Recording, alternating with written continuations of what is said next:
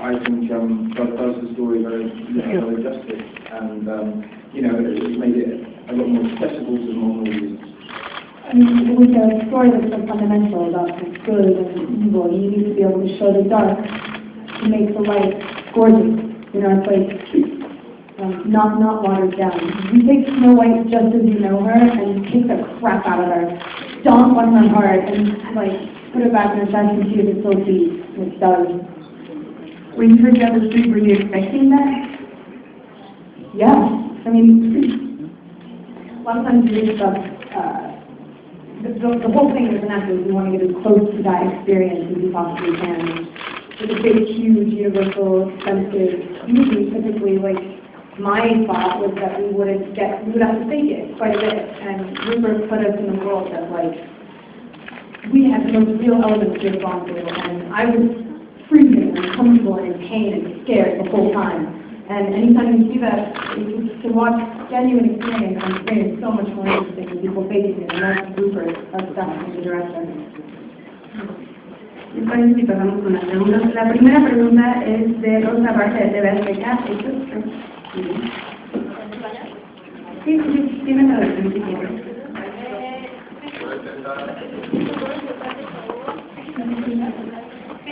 Por favor, mis percusiones fans alrededor de todo el mundo que siguen a través de Twitter, y muchos han pedido que tú tengas un Twitter. ¿Por qué no darles que gusta a los fans? Esa es una pregunta. Y la segunda pregunta, ¿qué opinas del contacto con la prensa? ¿Lo ves más, te gusta estar ante las cámaras, hablar con los reporteros, o es más una obligación para ti? Siéntate, por favor. ¿Se pueden mirar, por favor? Gracias. I think the most interesting thing about me right now is that Snow White is coming out, and I think it's really weird when actors suddenly start to believe that they're so interesting, so awesome, that they're worth selling. I don't have a problem with Twitter. I don't have a problem with social media. If I wasn't in this position, I would probably have one. Well, maybe not on Twitter, but I just think that as soon as you start giving things away that are so very yours, you don't know who you are anymore. It's and no, this doesn't bother me. Right now, this makes total sense to me. I'm so excited to be talking about what I'm talking about. I mean, this movie it was everything I wanted it to be, and that is so rare. When you start off something, you usually make excuses or concessions. Okay, well, we did the best we could, and it retains this spirit, and it has this. But this is everything I wanted it to be when I set out to do it. And so, to be sitting here talking about it, I'm excited. I'm so excited about it. But if you started asking me about what I did on my Sundays, I'd be like, why? Why do you care? I do what you do. La siguiente pregunta es de René Gómez de Telefórmula.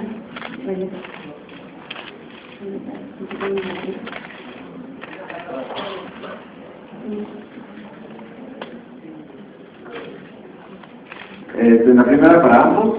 ¿A qué edad fue su primer contacto con esta historia de BlancaNieves? Historia de juego en lo personal. Y la segunda es para Kristen, que hoy en la prensa salió de que a su llegada ignoró a algunos fans que se encontraban en el aeropuerto.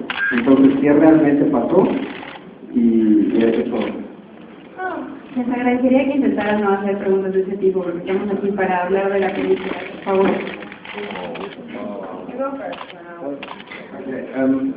My first introduction to the story was basically my parents bought me and my three brothers a book of fairy tales. It wasn't, the ordinary book of fairy tales. It's called The Twisted Tales.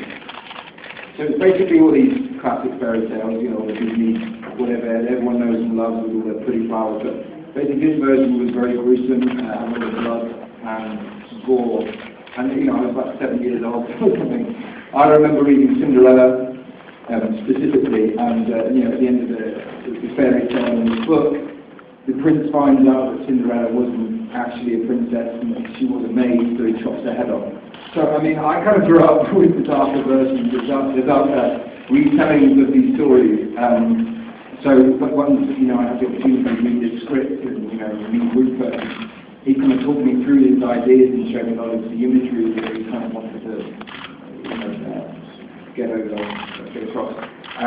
Yeah, I was, you know, kind of, I felt like I kind of lucked out, you know. I felt I really sort of found my true path in this career. I think that's everything. Yeah. That's so far away from you right now. Where are you?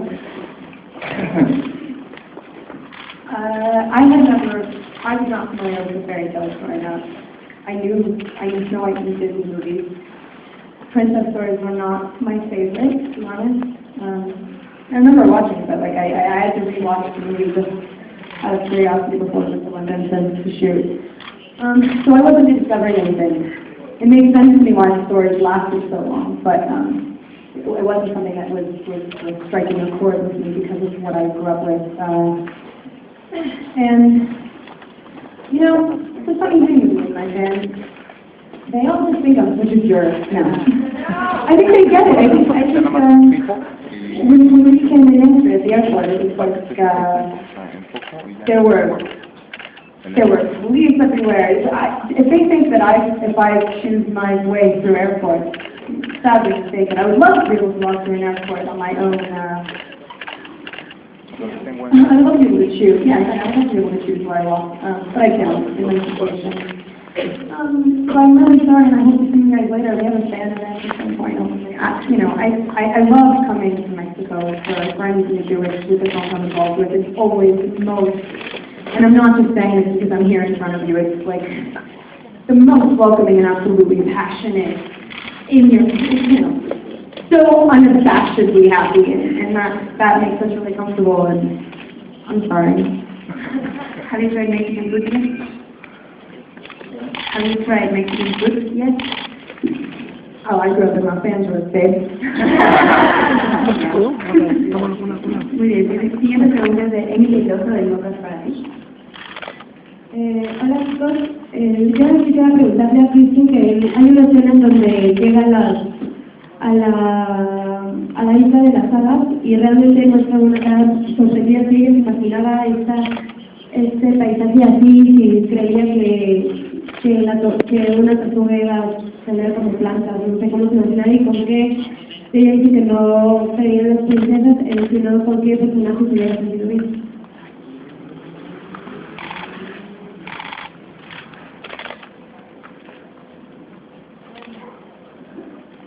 Well, I don't think the turtles can really sprout flowers out of their head.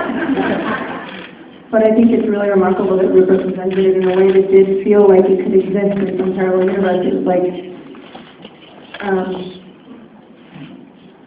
pretending to be someone else and then allowing other people to watch you do it is ridiculous. And so it only works if you feel like you've got a responsibility to a world that, and to people that exist and that are really whole. And, you know, so the levity of this movie is so in your face. It so celebrates life that it took it a step further. It wanted, and you know, it's like we all have vivid imaginations, and you know, you look at things and go, you see them to be more. I mean, they look more magical to than they actually are in real life. And so I think that it's sort of everything in the movie. The Dark Forest is only really as scary as you imagine it to be.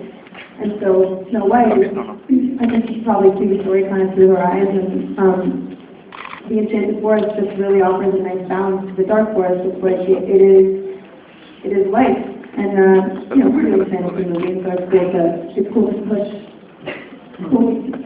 the, you know. It would be so boring if it was just a normal turtle. It would be cool. It would be beautiful. So tell us a little bit about your experience with CGI in these movies. Well, I mean, like Kristen already mentioned, there wasn't huge amounts of CGI that was kind of, I don't know what the word is, but basically Rupert had kind of created these worlds, you know, maybe during the sanctuary scenes where you do have all the bunnies, you know, it's quite hard to train that many bunnies to work in time with each other, to kind of go and look at this white stag with unicorn ears, you know, so obviously some elements you have to be kind of added on afterwards. But I think genuinely my only experience with that was when I was kind of fighting some imaginary birds. But yeah, so I mean I never really kind of had to imagine, you know, there's no action involved. kind of turn up to work every day and you see the real castle and you can feel, you know, dirt between your toes. And, yeah, it's a fantastic experience from start to finish. La siguiente pregunta es de Fidel Corrantes de Reforma. Bueno, ¿me pueden acercar el micrófono? Bueno, la próxima semana Kristen va a estar en el Festival de Cannes presentando su película On the Road. ¿Qué se siente a tus 22 años vivir todas estas experiencias, ¿no? Pues reconocimiento de la prensa, pasar por la alfombra roja, considerando que hace rato mencionabas que no te gusta tanto como compartir tu vida personal, porque al final de cuentas pues pierdes, ¿no?, tu esencia.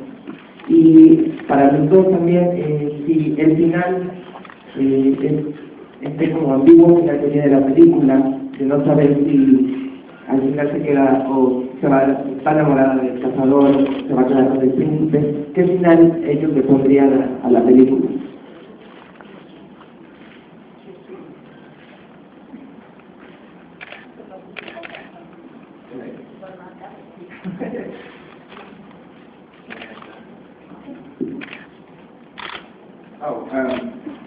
I'll answer the second question for you.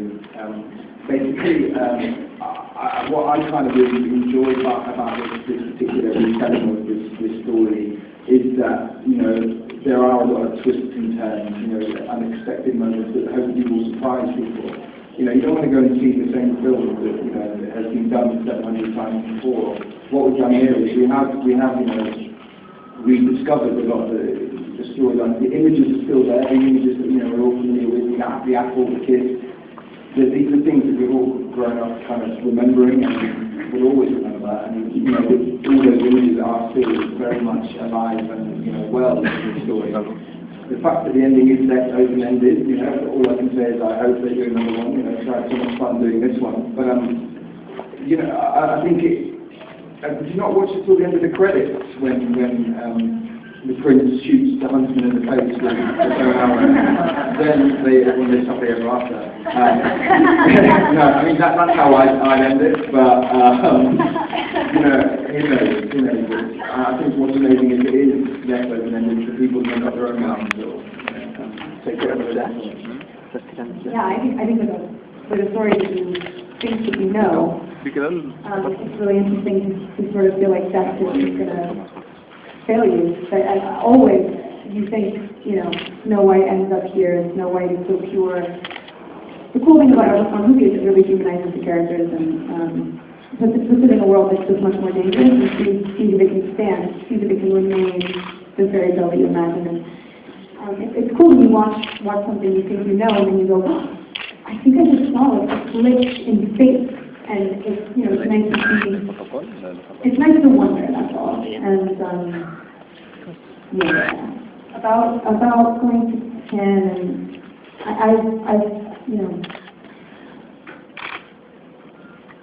I have to put myself in my body that day and really appreciate it because I feel so strong. I know for a fact that if I look to my right or left, I'm going to feel amazing. Even though obviously it's the ultimate place to get to as an actor, filmmaker, whatever. The reason I love my job is because I get to share this really like addictive, challenging, creative energy with people. And you say, I like this, and then someone comes up and says, I like it too. Instantly, there's a bond. There's why? Why do you like it? Well, I want to figure it out. And so just to celebrate there with those people, I can't tell you, like I'm a nervous person, and I'm not nervous at all. And I don't think I'm going to lose my essence. I think I'm doing a pretty good job of not doing that. He says, like, you will lose your essence if you go to Cannes and you keep doing it. I think there's a way to hold on to that. I think I actually said it in a previous answer. Well, guys, we have a lot of physical things going on for the rest of the movie in this movie. Did you actually have any training or what did you actually? Because we can with a bow and arrows and stuff, and you can be fighting, really kicking ass, so we want to know that. Everything you do Snow White, and everything you see Snow White do in the movie as well, a girl my size could do. That's what I love about it, is I'm not playing a superhero. I hurt myself so badly every single day, ran myself into the ground, and inevitably, the action, it has a lot of integrity. It stands. You never go, oh, come on. I mean, it's so much easier to root for someone who you think might fail. It was fun. I've also been looking for something for a while to like really challenge myself, but it's always so silly seeing a girl running around stuff in the head with 6-foot-tall men in armor. Like that was just never. I would never want to stand behind that. So I still have to really challenge myself and not be like that. I mean, for me, there was a huge amount of physical preparation. I mean, the part was very physically demanding, and I think the fact that I had to try and compete with Chris Hemsworth, who, you know, is Thor, was very, very tough. But, you know, luckily I had the opportunity to kind of work with some amazing stunt guys, and, you know, horse experts, and what have you, archery training, you know, the full shebang. You know, I definitely walked on and off set with bruises, you know, bumps, knocks, probably broken a few bones without even knowing it, I think, because every morning, you know, I'd have a bath the night before, kind of wanting to cry myself to sleep, but I'd wake up in the morning ready to go again. You know, I think when we love your job as much as, you know, I think pretty much all of us do. I think you can't help but love it and find it exciting to kind of get bruises. You know, there's like battle scars. People come with battle scars, and it's something I'm, you know, away from and kind of feeling very proud of. My thumb is an entirely different shape than it was when I started. And color. Muy bien, la siguiente pregunta es de Noemí Trejo de CEO Noticias.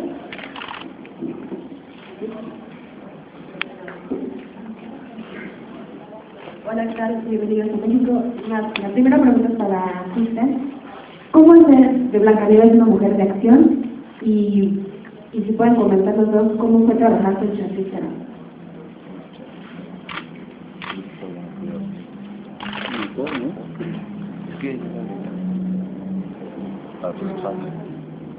I think that when I started, I was really excited to learn all of the sword fighting, you know, full-on choreography fight scenes. I think I learned one, and as soon as the director saw it, he was like, no, let's tone that one down. You look like a ninja. That's not what we're after.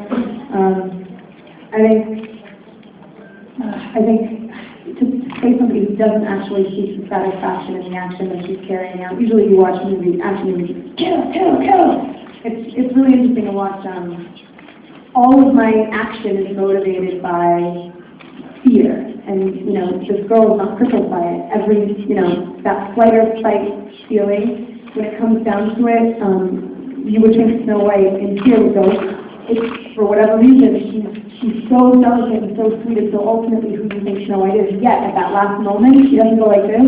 She moves towards it, and that's why she's a leader. That's why she was born to do what she does. And I think the way to make Snow White an action hero is to keep her ultimately compassionate, but not supremely selfless. Like, she still is human. She still needs to really dig through this, like, mud pit to get to these really beautiful qualities. And you watch her do that. She doesn't have it in spades in the beginning. It's difficult for her to become Snow White. And so that was easy to get, right? And Charlize blows your hair back when she walks in a room. She has this energy that's just like, I mean, it is penetrating and not intimidating in a way that makes you feel bad about yourself. Like, I want to push back. I want to stand on my tiptoes around her. I really want to impress her the whole time, and that's how I always feel around actors that are really good.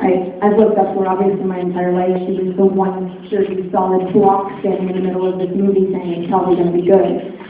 So it's kind of one of why I wanted to do the movie, and then in working with her, it was really awesome to see that it was like, wow, we do this for the same reason.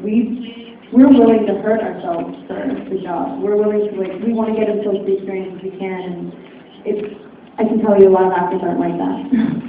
So I think and she does things for her. It's very clear that she does things for no one but her, and she's also really fun and hilarious.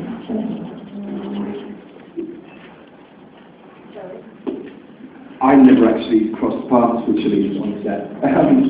I mean, for obvious reasons, I did sort of observe her work, you know, kind of whilst I was approaching, you know, one particular scene.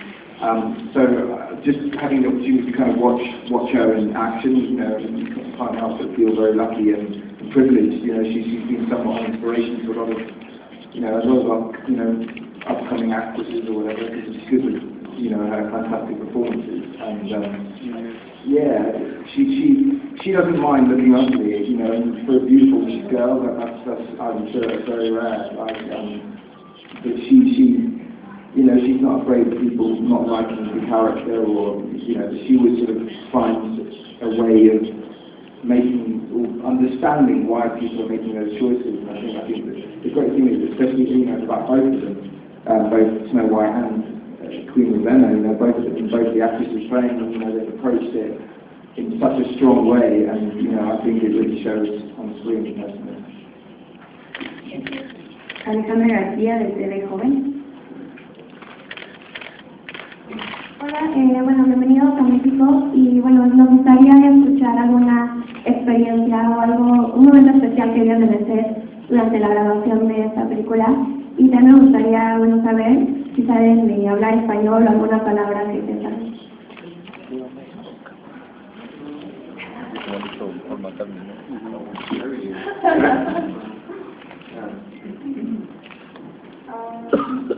¿Cómo está, Cristian? ¿Qué? Muy bien. Yeah, lo que sí.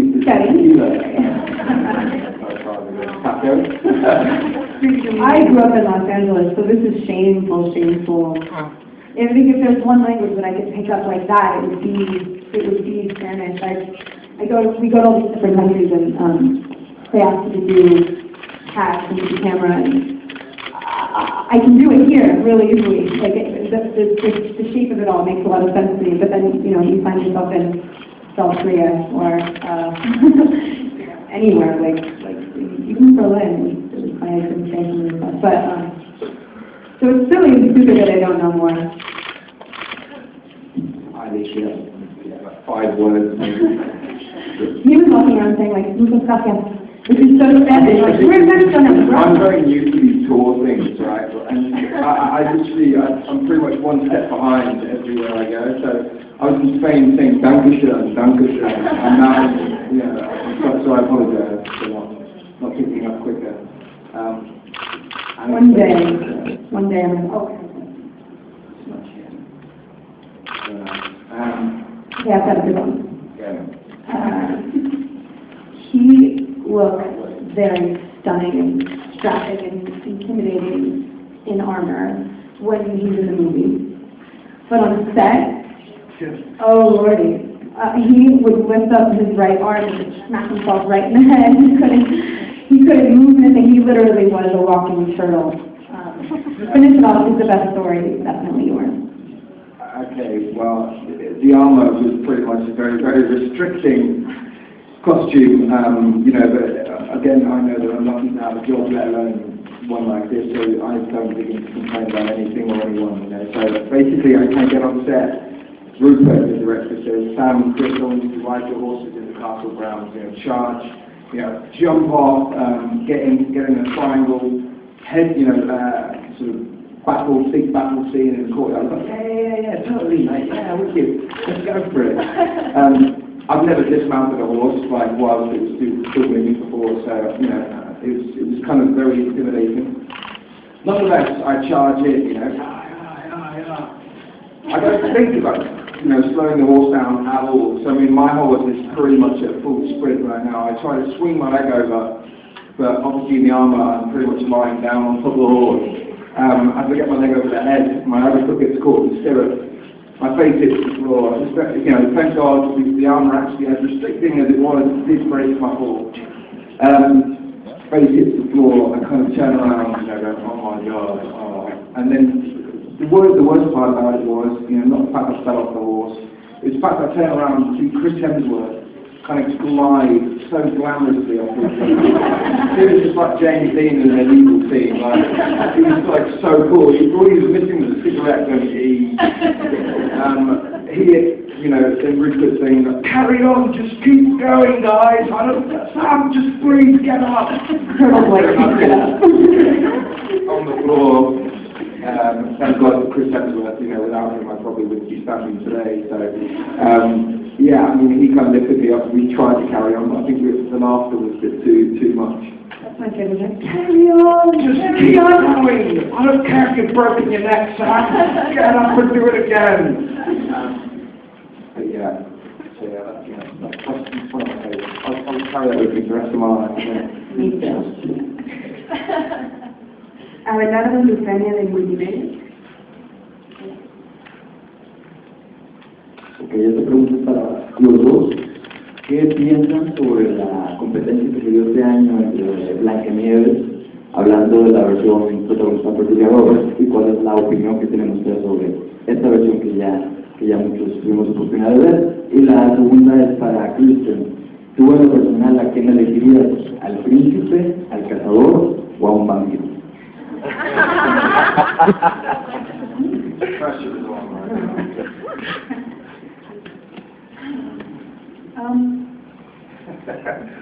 Lily Collins, one of a really good friend of mine. We both found out that we got the job at very similar times as well.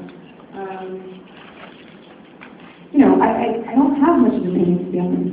In order to play, that's such an outsider's view, you know. We have to actually do this and live in, and I think we didn't ever start into this thinking like, ooh, what impression are we going to leave with people? What are we going to, obviously you do believe that it says something, and you know that it affects you, it's going to affect other people, but it's, you know, the main concern first and foremost is how it affects you. And, you know, I think that they're really different movies. I think that there's an audience to both. I think Lily did it, you know, from what I can see, she did a really great job. And I think this is so much more of like, this is a fake story. This is like literally just something that people can write about and get hits on their website. It's not even, it doesn't even exist. They're two separate and different movies. Yeah. Yeah, I mean, I think the word competition is what, you know, where that question falls in, I suppose. Just because I don't think there is competition. I mean, it's no different to like anything really. I think all it has is a character called Snow White in both, and that's about it, you know. The story, so originally the story it could never be a movie. It's tiny, it's very short. Whoever was going to tell it in a film version needed to elaborate a lot, and we just did it in really different ways. And I think,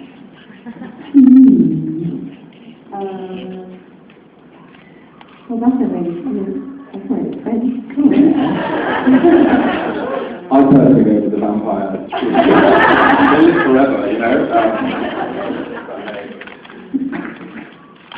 Cristina Ruiz de quién?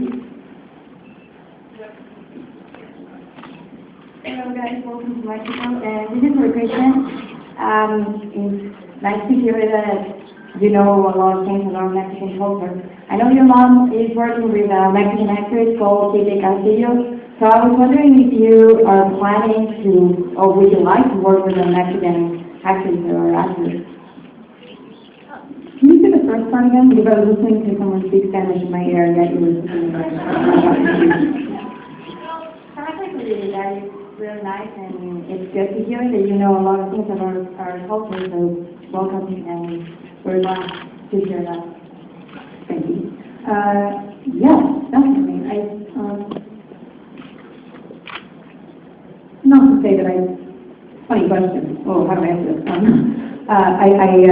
to say that I don't identify with a ton of, you know, different individuals within every different culture, but there is something about growing up in Los Angeles that just, I mean, we're so close. I've grown up in school, like every, you know, half my class, way more than half my class, you know, their parents live in Mexico. So I do feel really very much like pissed off that I can't go hang out in Mexico City right now because it's so dangerous and I'm allowed to, and it's like, it's kind of the one, you know, yeah, I feel like it's so close to me that it's not fair, but it's okay. Yeah, I would definitely love to work with Mexican actors or actors. I really want to work with Alejandro Gonzalez. dying to do it. So he's Mexican. Andrea Malpica de Cine. It's really a question for both of you. Most people have the story of Snow White in their classic film, and whether it's Disney's 1937 version or the Green Brothers version, how does it feel that you're playing such an iconic character, well, both of you, the Prince and Snow White, and giving them on stage? Do you think people will like more of these versions of the characters?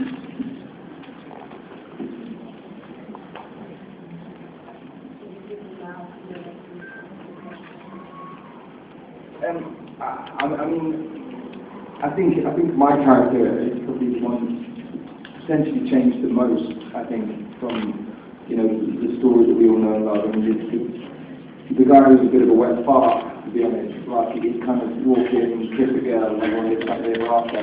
And it's not just he gets around, this guy. Like I mean, he turns up in Cinderella, Sleeping Beauty, Snow White. I think he hangs around the woods waiting for someone to die and then kisses him. Like, pretty good life. But I mean, the fact that there wasn't much about him that anyone was familiar with, and he was very straight-laced and very clean-shaven and very, handsome. So I kind of got as far away from that as possible, or briefly by casting me. What's been incredible is just being able to kind of find that darkness, that grittiness to a character that people are familiar with, and most women still fell in love with, and kind of turn it on its head. He's still a good guy, he's still a very charming man, and doesn't really have the opportunity to charm many women, really. But it's a privilege for me to kind of play, an iconic character, but that has been somewhat flipped upside down. And hopefully people will be able to sort of look at this film and say, that's a more realistic man. A guy that, if his father died, would have to lead an army into battle, to save his land. He has to be able to defend himself, he has to have backbone, be a man. So I think, hopefully people will look up to him as an icon. The problem is, like I say, we've always got the huntsman that completely. No!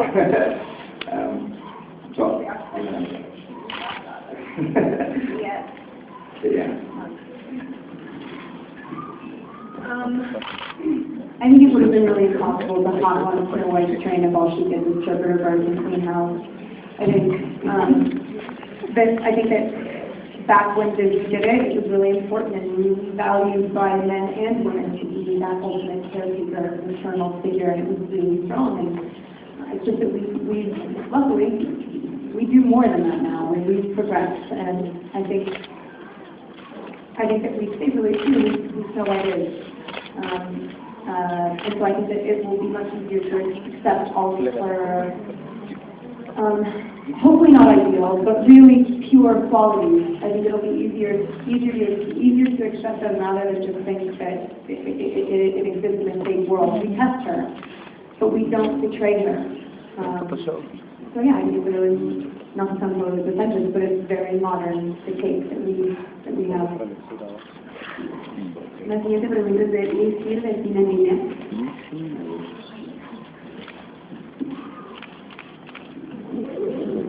Hi, welcome from Mexico. Kristen, welcome back to Mexico. Thank you. Well, my first question is, how was work done with Kristen, and Kristen, how was work with Sam? And my second question is, which is your favorite scene of this movie? Favorite what? It's in.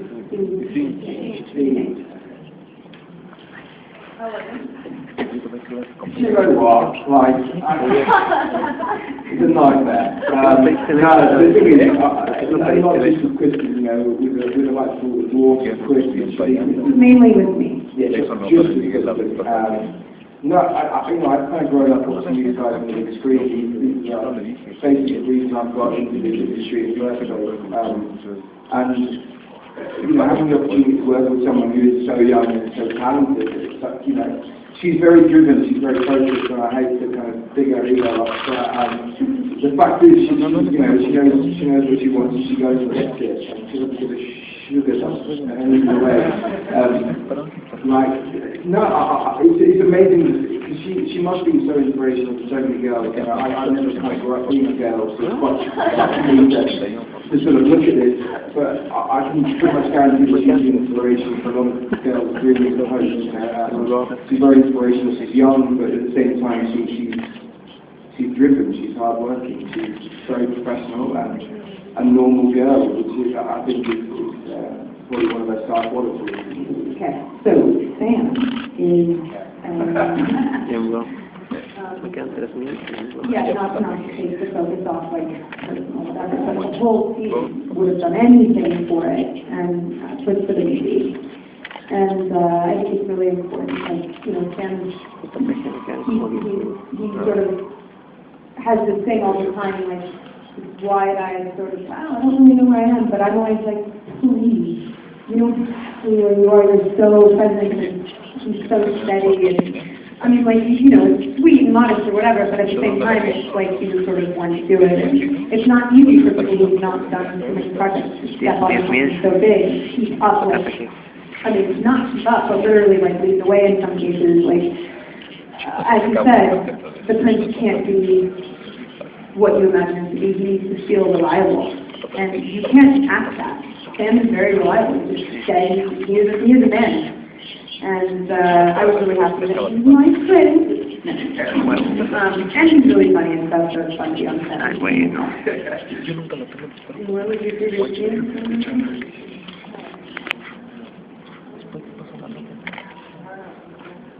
I mean, it's quite hard to pinpoint one particular scene, because I think, my first day on set was like my character's entrance, which, looking back at the film, I think you could probably tell that was my first day. I think I was lucky that I kind of got pushed straight into the deep end and was able to kind of really get my teeth stuck in straight away, And luckily, the film continued at that high level and that high intensity, and I always felt like I needed to put as much effort into every other scene as I did for that one particular scene. It's very physically demanding, mentally straining, but and the other scene personally, I think the only scene I really actually talked in was the scene that I had with Kristen, which really amazing if people haven't seen it, but walking through the forest. That for me was a great opportunity to kind of play at something that wasn't the norm, wasn't normal, and it was just it's thrilling for me to be able to play around with a character like that. I think my favorite scene was actually the one that worked with me the most.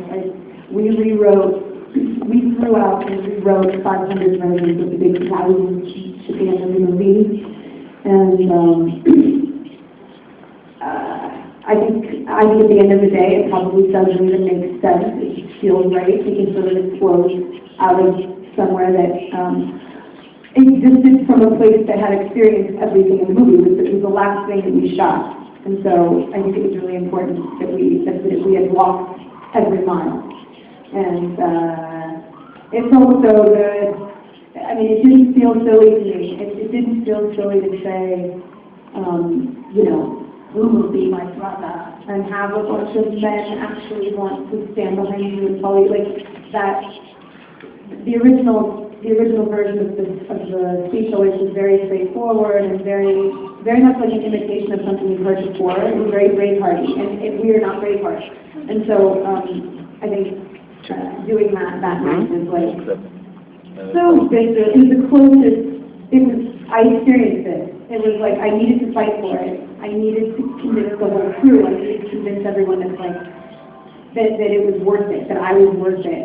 And so it felt real. It felt like a genuine experience. I think if at the end of that I didn't feel like everyone agreed with me, I would have ruined the movie, and that would have killed me.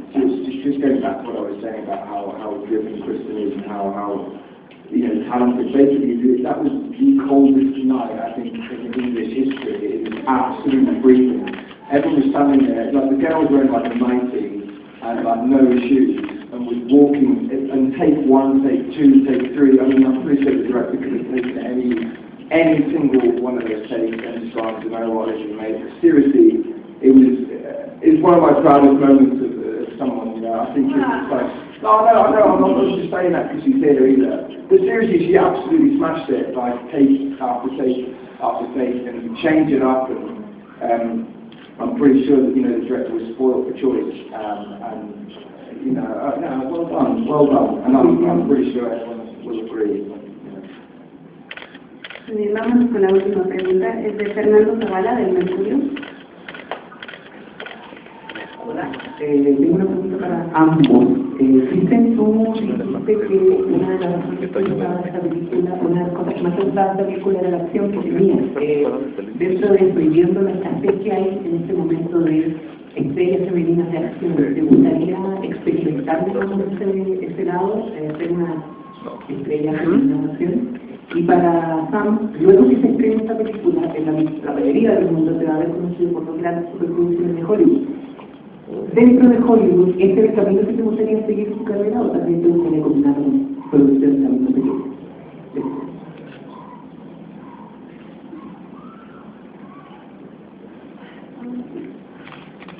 There has to be a reason for every story that you're telling. It's hard for me to say, I hate genre. I hate calling something a comedy or an action movie or something. It's like, you know, when things happen in life that are sad and you do a movie about it, you're going to call it a drama. But within that, shit's funny.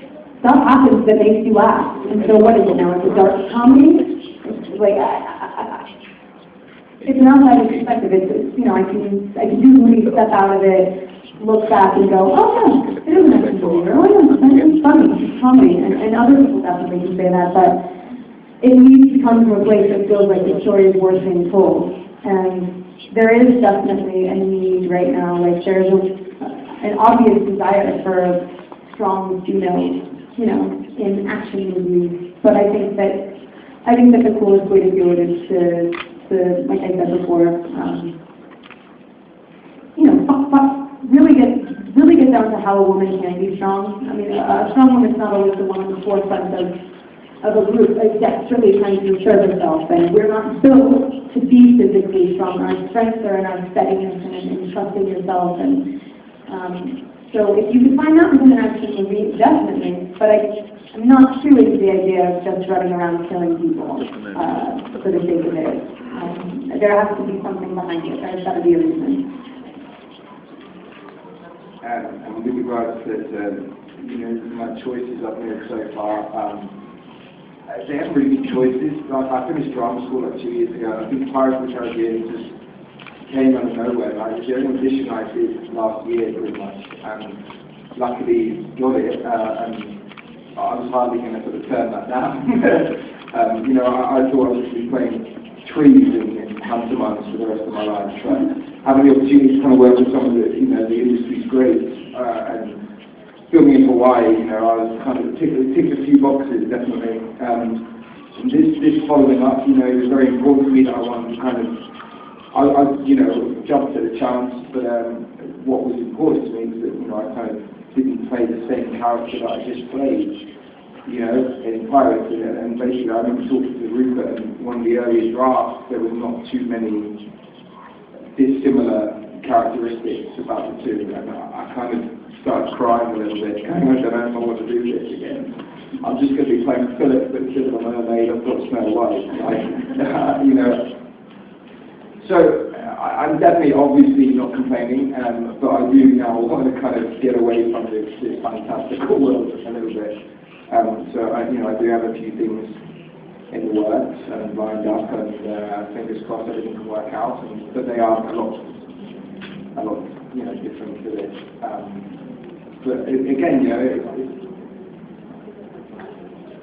exactly, you know, there's been things I've done on it. It's been important to me that I kind of do a lot of character work, you know, and between Pirates and this, I've done a TV series where I kind of got to explore a character of 6 episodes, and also a TV film, you know, based on a real person. So I kind of am dipping my toes in other oceans already, just because internationally, you know, I'm not, you know, anything else other than this and pirates. That doesn't mean I'm not keeping busy and keeping my head down and challenging myself, and I want to kind of continue to do that, and hopefully, yeah, you know, yeah.